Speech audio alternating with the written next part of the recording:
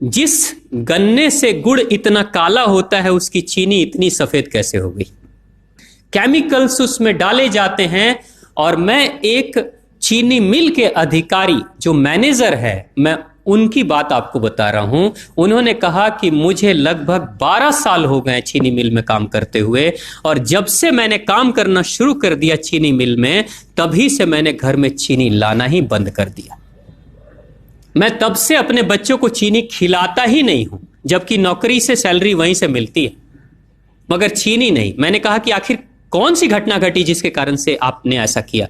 तो उन्होंने बताया एक छोटी सी घटना कि चीनी मिल में जो ये पानी निकलता है ना, चीनी के बनने के बाद उस प्रोसेसिंग में जो पानी निकलता है, उस पानी में वो सारा केमिकल भी मिक्स रहता है, और उस पानी को चीनी मिल वाले लोग अक्सर एक टंकी में जमा करके रखते हैं। ये सभी चीनी मिल वालों के पास में होता है, आप भी कभी जाएंगे तो आपको भी पता चलेगा। वो टंकी में वो पानी रखा जाता है, लेकिन रोज रोज प्रोसेसिंग हो रहा है, रोज चीनी बन रही है, रोज बहुत सारा पानी आ रहा है, तो आखिर कब तक? एक टंकी की क्षमता है ना, कितने दिनों तक वो टंकी खाली रहेगी? भर जाती है, भरेगी तो फिर क्या करेंगे? खाली करना है। तो क्या किया था चीनी मिल के लोगों ने? सोचा कि छोड़ो ना, अब कहां जाएंगे उसको फेंकने के लिए कहीं दूर, क्योंकि अब उतनी बड़ी टंकी जिसमें हजारों गैलन पानी है, उसके लिए ट्रांसपोर्ट में कितना खर्च आएगा, तो बेहतर होगा रात के अंधेरे में कहीं खेत में डाल देते हैं। क्योंकि जनरली फैक्ट्रियां तो होती हैं ऐसे ही बिराने में, तो कहीं डाल देते किसी खेत में, क्या पता चलेगा पानी है कि चीनी मिल का पानी है, क्या है। तो ये सोचकर मैनेजमेंट वाले लोगों ने रात में ही उस पानी को खेतों में छुड़वा दिया, और नतीजा ये हुआ कि उस खेत की सारी फसल जल गई, मिट्टी बंजर हो गई। और जब किसान पता करने लगा कि आखिर क्या हुआ मेरे खेत में, जब चेकअप कराया वो मिट्टी का, तो पता चला कि इसमें तो चीनी मिल का जो वेस्ट मटेरियल है वो डाला गया है। तब उसको खबर मिली कि हाँ, किसी स्टाफ ने बताया कि हाँ, हमारे चीनी मिल से ही पानी डाला गया था आपके खेत में, और पूरी मिट्टी बंजर हो गई। उसने केस कर दिया और चीनी मिल वाले को मुआवजा देना पड़ा लाखों रुपए।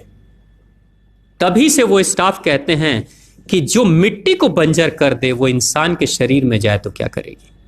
उसी के बाद से मैंने अपने घर में चीनी लाना बंद कर दिया।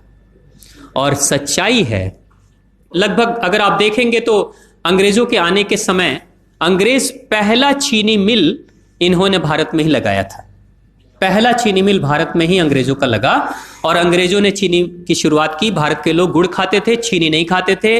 उन्होंने बहिष्कार किया, बिल्कुल नहीं, लेकिन चीनी और चाय पत्ती दोनों के लिए लोगों को तैयार किया गया था। चाय पिला पिला कर फ्री में चीनी के लिए तैयार किया गया, और चाय के लिए भी तैयार किया गया।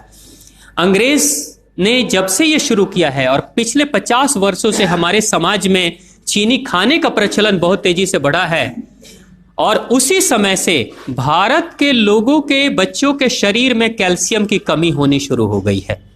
अगर कोई मां, अगर कोई बहन जो गर्भवती हो, गर्भकाल के दौरान अगर चीनी का सेवन अगर कोई बहन कर रही हो, तो चांसेस ज्यादा होते हैं गर्भपात होने के। कोई मां अगर बच्चे के जन्म से पहले 1 साल पहले से ही चीनी छोड़ दे और सामान्य भोजन करे, अपना ही दूध बच्चे को पिलाए, और कम से कम 5 साल तक बच्चे को चीनी ना खिलाए, खुद को चीनी ना खिलाए, उस बच्चे को कभी भी ऑस्टियोपोरोसिस की समस्या नहीं हो सकती। कैल्शियम की कमी उसके शरीर में कभी नहीं होगी।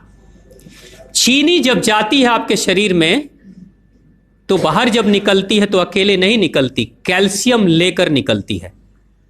चीनी कैल्शियम लेकर निकलती है, हड्डियों को गलाकर निकलती है। और जिसके शरीर में कैल्शियम की कमी हो जाती है, उसके शरीर में मैग्नीशियम, पोटेशियम, आयरन सबकी कमी हो जाती है। कैल्शियम वो तत्व है कि जिसके शरीर में कम हो जाए, सारे तत्व कम हो जाएंगे, और कैल्शियम की कीमत पे चीनी हम खाते हैं।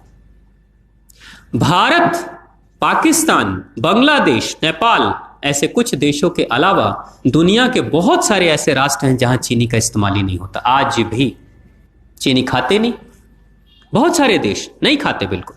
आप गुड़ खाया करिए, वो ज्यादा बेहतर है, चीनी को छोड़िए।